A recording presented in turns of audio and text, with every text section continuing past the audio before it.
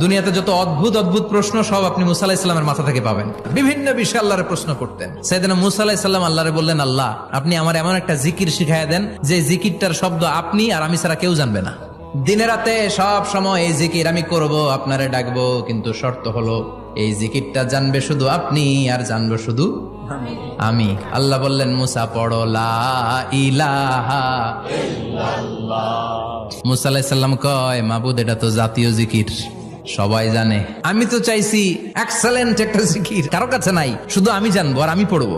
আল্লাহ বললেন, মুসা এই লা ইলাহাকে যদি এক পাল্লায় রেখে দাও, তাম বিশ্ব, 7 আকাশ 7 জমিনটারে তুলে যদি তুমি আরেক পাল্লায় রেখে দাও, লা রাজাহাত কাফাতু লা ইলাহা ইল্লাল্লাহ, মুহূর্তের মধ্যে লা ইলাহার পাল্লা ভারী হয়ে যাবে।